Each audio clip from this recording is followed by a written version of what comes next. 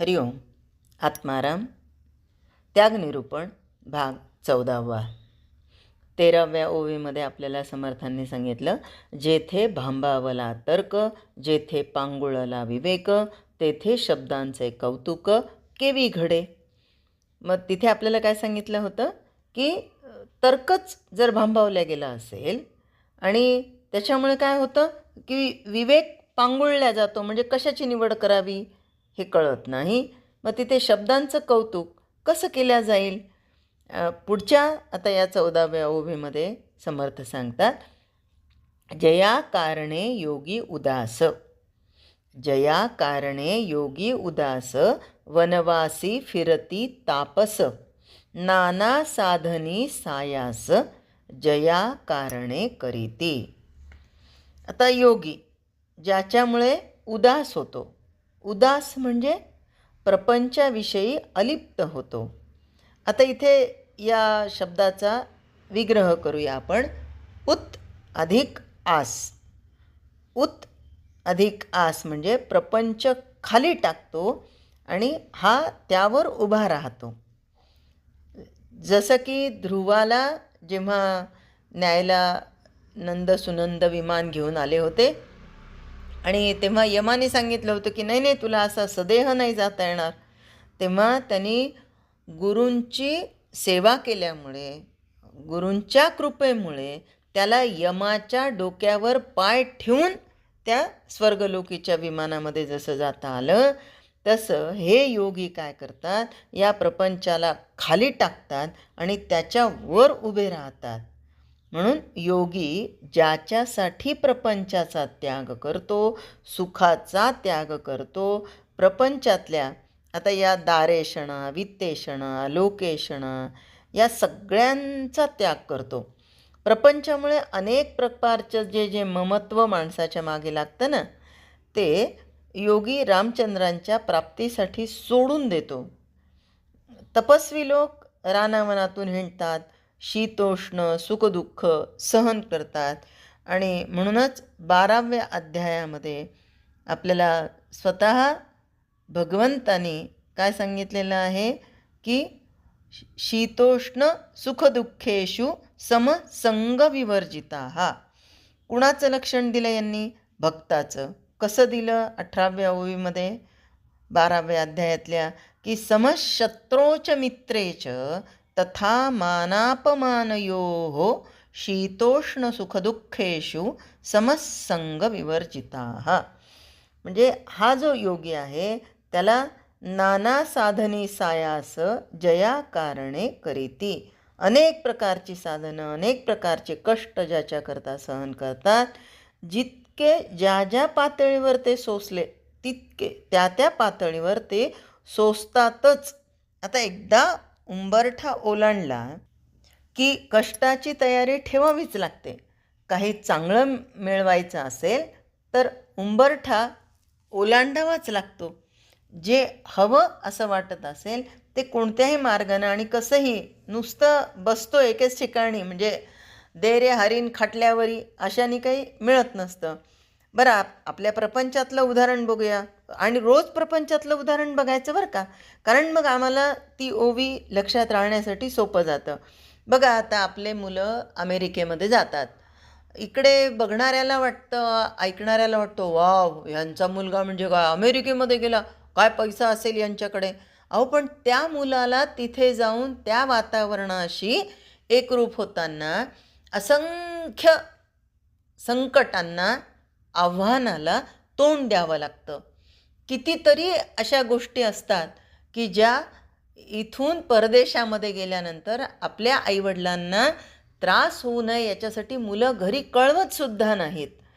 मग ते काय करतात की आपलं जे काय दुःख आहे ते स्वतः सहन करतात आणि ते सोसतात.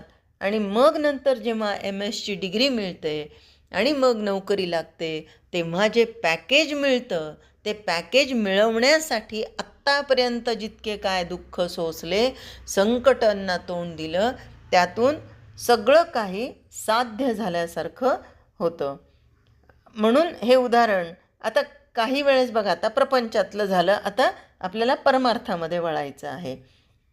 काही जणांची वृत्ती कशी असते की तुम्ही आता याला गेलात का कैलास मानसरोवरला? अरे बापरे, हो हो. मग कैलास मानसरोवरला जाऊन आलो एवढं ऐकल्याबरोबर साष्टांग दंडवत घालणारेही भेटतात. आणि नुसतं कैलासला जाऊन आलो म्हणलं की काही जण विचारतात, बहाद्दर काही काही काय म्हणतात, काय हो किती खर्च आला? अहो जवळजवळ 5-6 हजार रुपये आला. काय केलं तिथे जाऊन आणि काय मिळालं हो तुम्हाला? आता काय मिळालं हे कसं सांगणार हो? जे मिळालेलं आहे ते शब्दामध्ये मांडता येत नाही. आता माझंच उदाहरण सांगू का? आकाशवाणीमध्ये अनाऊन्सर होते आणि सद्गुरू कृपेने एक काही वर्षानंतर म्हणजे 12-13 वर्षानंतर त्यांनी इकडे वळवलं आणि असं वाटलं की आता काय करायचं, एवढं पैसा बस झाला, सगळं आहे आपल्याला, तृप्त आहेत आपण. कीर्तन भक्तीकडे वळवलं. नुसतंच कीर्तनाचं व्यासपीठ नाही दिलं, मग प्रवचन झालं, प्रवचनाच्या व्यासपीठावर नाही थांबवलं, भागवताचं व्यासपीठ मिळवून दिलं.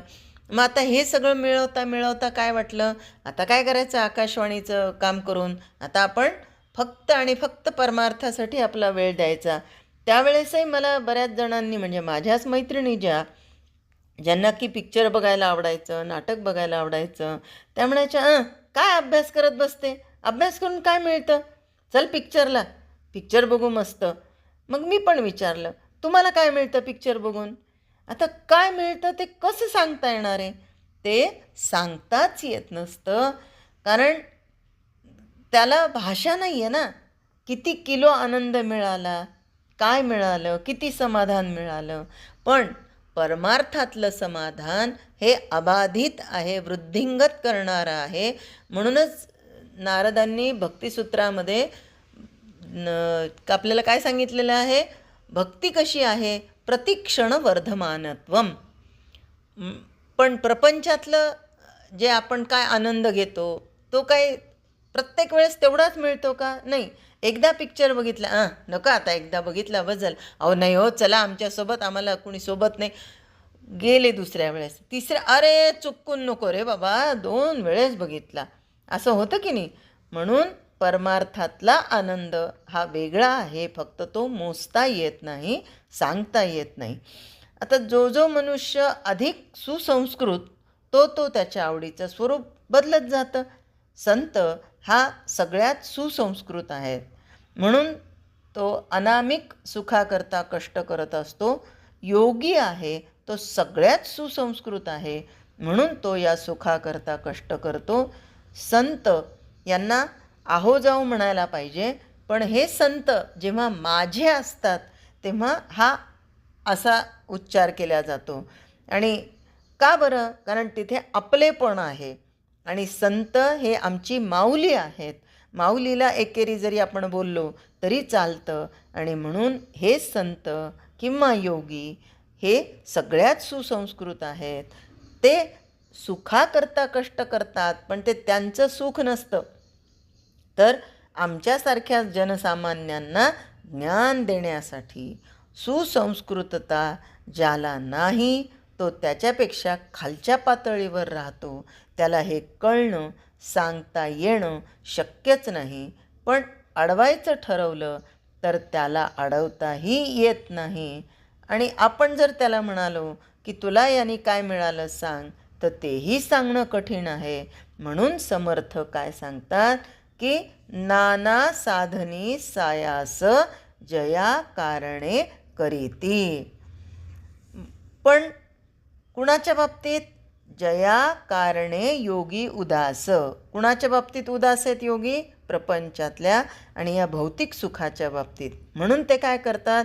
वनवासी फिरती तापस. जया कारणे योगी उदास, वनवासी फिरती तापस, नाना साधनी सायास जया कारणे करीती. हरिओम. जय जय रघुवीर समर्थ.